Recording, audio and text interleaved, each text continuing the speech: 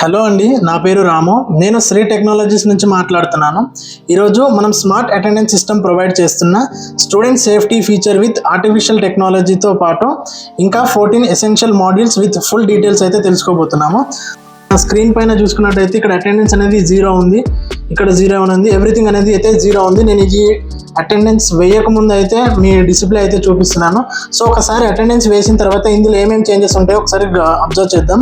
So ఇక్కడ చూడండి, ఇక్కడ డివైస్ అయితే ఉంది కదా, ఈ డివైస్లో నేను సమ్ యూజర్స్ని అయితే రిజిస్టర్ చేశాను. సో అటెండెన్స్ వేసిన ఎమ్మడే మనకు అక్కడ పక్కన మొబైల్స్ అయితే కనిపిస్తున్నాయి కదా, ఈ మొబైల్స్కి ఇమ్మీడియట్గా SMS రూపంలో వాళ్ళ మెసేజెస్ అయితే వెళ్తాయి.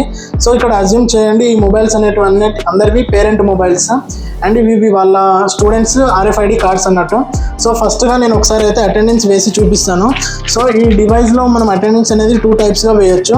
ఒకటి ఫేస్ అండ్ నెక్స్ట్ వచ్చేసి RFID card. So as a స్టూడెంట్గా ఈ డివైస్లో అటెండెన్స్ అనేది రిజిస్టర్ చేసి చూపిస్తాను. సో మెసేజెస్ అనేవి వెళ్తాయా లేదని చెప్పేసి చెక్ చేద్దాం. సో ఇక్కడ చూసాం కదా, ఈ డివైస్ అనేది థ్యాంక్ యూ అనేది అయితే చెప్పింది. సో ఇక్కడ పక్కన చూసుకున్నట్టయితే 4 మొబైల్స్ అయితే ఉంటాయి. సో ఇవన్నీ పేరెంట్ మొబైల్స్. సో నేను ఇంతకుముందు వేసిన డివైస్ మొబైల్ నెంబర్ అయితే ఇది. సో ఇప్పుడు మెసేజ్ వస్తుందా లేదా అని చెప్పేసి చెక్ చేద్దాం. సో మనకు సర్వర్ రిఫ్రెష్ టైం అనేది 1 minute ఉంటుంది. అంటే ఈ టైంలో hundreds and thousands of cards వచ్చినా సరే మనకు అందరికీ ఇన్స్టెంట్గా మెసేజ్ అనేది వెళ్తుంది. సో ఇది మ్యాక్సిమం రిఫ్రెష్ టైం. కొంతమంది అనుకుంటారు 1 by 1 మెసేజ్ వెళ్తుందేమో అని చెప్పేసి. అలా కాదండి, 1 minuteలో ఎన్ని లాగ్స్ అయితే ఉంటాయో అన్ని మెసేజెస్ అయితే వెళ్తాయి. సో ఒకసారి చూద్దాము.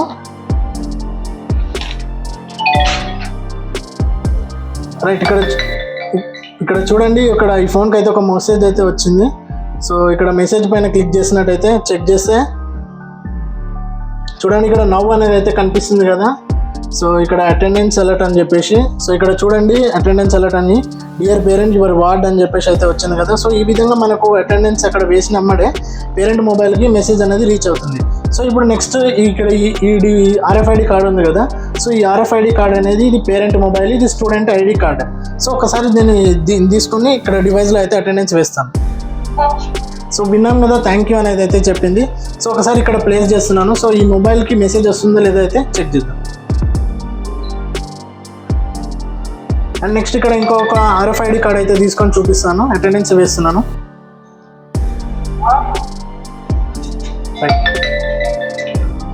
అండ్ నెక్స్ట్ ఇంకో RFID కార్డ్ అయితే తీసుకుంటున్నాను.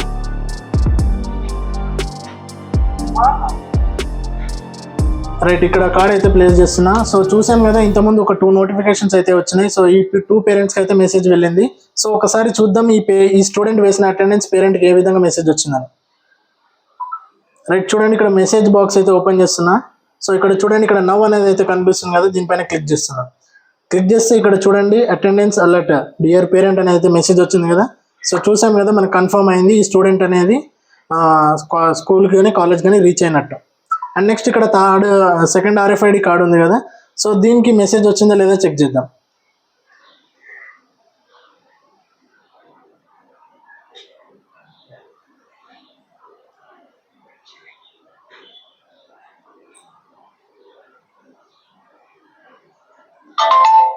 రైట్, సౌండ్ అయితే వచ్చింది కదా. సో చూడండి, ఇక్కడ cp.sritech అని ఉంది కదా. సో దీనిపైన క్లిక్ చేసి ఓపెన్ చేస్తున్నా. సో చూడండి డియర్ పేరెంట్. రైట్, పక్కన మెసేజ్ కూడా శ్రీటెక్దే. సో ఇక్కడ చూడండి, ఈ మొబైల్లో అయితే attendance alert dear parent your ward Ashok అనేది అయితే ఉంది కదా. సో ఈ పర్సన్ అనేది సేఫ్గా రీచ్ అయిపోయింది అని చెప్పేసి పేరెంట్కి మెసేజ్ వచ్చింది. And next third parent mobile check చేద్దాం. రైట్, మెసేజ్ చూసుకున్నాము, ఇక్కడ శ్రీటెక్ అని ఉంది కదా. సో ఇక్కడ మెసేజ్ అనేది అయితే ఈ విధంగా వెళ్ళిపోయింది. సో కంప్లీట్గా 4 మొబైల్స్ ద్వారా మనకు పేరెంట్కి అనేది ఆటోమేటిక్గా మెసేజెస్ అనేవి వెళ్ళిపోయింది.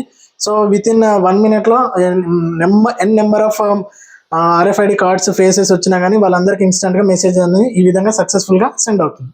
రైట్, ఇప్పుడు మనం ఏమనుకున్నామో, ఇంతకుముందు సాఫ్ట్వేర్లో చూసుకున్నట్టయితే ఎవ్రీథింగ్ 0 by 0 అని అయితే ఉంది కదా. సో కొంచెం టైం అయితే తీసుకుంటుంది సో ఇది రిఫ్రెష్ అవ్వడానికి. సో ఒకసారి నేను స్క్రీన్ రిఫ్రెష్ చేస్తాను, చూడండి అటెండెన్స్ అయితే చెక్ చేద్దాము. ఇక్కడ ఇలా వచ్చిందో డాష్బోర్డ్లో.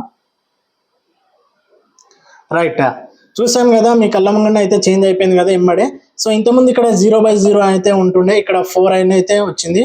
అంటే ఒకటి ఫేస్ 3 RFID అయితే యూజ్ చేశాను కదా. సో ఇది అన్నట్టు స్టూడెంట్ అటెండెన్స్. సో చూసాం కదా ఇక్కడ ఈ డిస్ప్లే ఈ ఇంటర్ఫేస్ అనేది ఈ విధంగా డిస్ప్లే అయితే చేస్తుంది అటెండెన్స్ అనేది. సో చూసాం కదా లైవ్ గా అయితే అటెండెన్స్ అయితే ఏ విధంగా జనరేట్ అయిందో. సో ఒకసారి నేను ఇప్పుడు నా ల్యాప్టాప్ లో సాఫ్ట్వేర్ ని ఏ విధంగా ఉంటుందని చెప్పేసి చూద్దాము.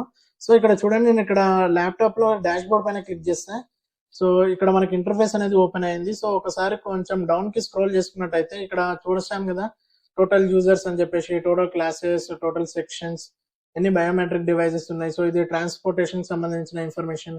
ఇక్కడ డౌన్ వస్తే పేమెంట్ ఇన్ఫర్మేషన్, ఇవాళ ఎంత పేమెంట్స్ కలెక్ట్ అయినాయి అని చెప్పేసి ఇక్కడ ప్రతిదీ ఒక షార్ట్ గా అయితే మనకు డిస్ప్లే అవుతుంది. సో ఇక్కడ కొన్ని 2-3 ఆప్షన్స్ అయితే డిస్కస్ చేద్దాము.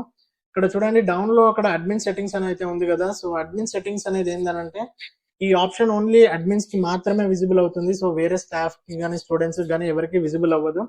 అండ్ ఇక్కడ అడ్మిన్ సెట్టింగ్స్ పైన క్లిక్ చేస్తే మనకు 5 సబ్ మాడ్యూల్స్ అయితే క్రియేట్ అయ్యాయి కదా. సో ఇక్కడ చూడండి ఫస్ట్ మాడ్యూల్ వచ్చేసి ఏంటంటే టైమ్ అండ్ ఎస్ఎంఎస్ పాలసీ అని ఉంది. సో ఇక్కడ టైమ్ అండ్ ఎస్ఎంఎస్ పాలసీ దీని వల్ల యూజ్ ఏమి అని అంటే కనుక, సో మనకు ఇక్కడ స్కూల్స్ లో కానీ కాలేజెస్ లో కానీ డిఫరెంట్ సెషన్స్ ఉంటాయి అన్నట్టు. సో స్టూడెంట్స్ అని, స్టాఫ్ అని, వర్కర్స్ అని చెప్పేసి చాలా మంది ఉంటారు కదా.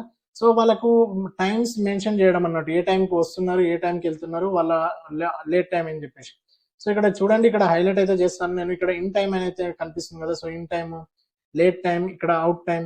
సో ఇవన్నీ సెట్ చేసుకోవడం ద్వారా ఏంటంటే వాళ్ళకు రిపోర్ట్, అటెండెన్స్ రిపోర్ట్ ప్రాపర్ గా జనరేట్ అవుతుంది. అండ్ ఏమైనా ఎస్ఎంఎస్లు యాడ్ చేసుకుంటే కనుక వాళ్ళకి ఎస్ఎంఎస్లు అనేవి ప్రాపర్ గా వెళ్తుంది. అండ్ ఇక్కడ చూడండి ఎస్ఎంఎస్ సెట్టింగ్ ఉంది కదా, రెండో ఆప్షన్. సో ఇక్కడ సెకండ్ ఆప్షన్ పైన క్లిక్ చేస్తే మనకి ఇక్కడ చూడండి, ఇక్కడ అబ్సెంట్ ఎస్ఎంఎస్ సెట్టింగ్ అనేది అయితే ఉంటుంది. సో చూడండి ఇక్కడ రోల్ ఉంది కదా, నేను స్టూడెంట్ కి అయితే క్రియేట్ చేసుకున్నా. ఇక్కడ స్టూడెంట్ పైన చూడండి, స్టూడెంట్ కి ఏమని వెళ్తుందంటే అటెండెన్స్ డిస్క్రిప్షన్ లో ఉంది, ఎస్ఎంఎస్ డిస్క్రిప్షన్ కనిపిస్తుంది కదా. సో ఇక్కడ ఈ విధంగా నేను ఒక మెసేజ్ అయితే బై డిఫాల్ట్ ఇచ్చేసాను. సో వాళ్ళు ఏమైనా లేట్ రావడం కానీ అండ్ పర్టికులర్ టైంకి మనము అబ్సెంట్ ఎస్ఎంఎస్ వెళ్ళాలనుకుంటే కనుక ఇక్కడ యాడ్ చేసుకుంటే ఆటోమేటిక్ గా వెళ్ళిపోతుంది. అండ్ నెక్స్ట్ ఇక్కడ థర్డ్ ఆప్షన్ చూసుకున్నట్టయితే క్లాసెస్ అని ఉంది కదా. సో లిస్ట్ ఆఫ్ క్లాసెస్ అంటే మనకు ఎన్ని క్లాసెస్ ఉన్నాయని చెప్పేసి ఇక్కడ విజిబుల్ అవుతుంది. సో లేడ్ అవుతుంది. సో చూడండి ఇక్కడ మనకి ఇన్ని క్లాసెస్ అయితే ఉన్నాయి. అండ్ ఒకవేళ ఏమైనా క్లాస్ యాడ్ చేయాలన్నా కానీ కింద డౌన్ పైన ఒక యాడ్ న్యూ క్లాస్ ఉంది కదా, దానిపైన క్లిక్ చేసి ఇక్కడ క్లాస్ నేమ్ ఇచ్చి సబ్మిట్ కొడితే ఇక్కడ క్లాస్ అనేది యాడ్ అవుతుంది. అండ్ ఇక్కడ నెక్స్ట్ ఫోర్త్ ఆప్షన్ చూసుకున్నట్టయితే సెక్షన్స్ అని ఉన్నాయి కదా. సో సెక్షన్స్ అనేవి ఏంటి అని అంటే మనకు ఇప్పుడు ఫస్ట్ ఏ, ఫస్ట్ బి, సెకండ్ ఏ, సెకండ్ బి అని అలా ఉంటాయి కదా.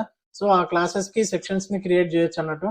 అండ్ నెక్స్ట్ ఇక్కడ హాలిడేస్ అని ఉంది కదా. సో హాలిడేస్ పైన ఏందనంటే ఇక్కడ యాడ్ చేసుకునే హాలిడేస్ ని బట్టి అటెండెన్స్ రిపోర్ట్ లో హాలిడే అనే కాలం అయితే క్రియేట్ అవుతుంది. సో ఇక్కడ యాడ్ చేసుకునే దాన్ని బట్టి మనకు అటెండెన్స్ అనేది కూడా జనరేట్ అవుతుంది. అండ్ ఇక్కడ నెక్స్ట్ మాడ్యూల్ చూసుకున్నట్టయితే అడ్మిషన్ ఎంక్వైరీ అని అయితే ఉంది.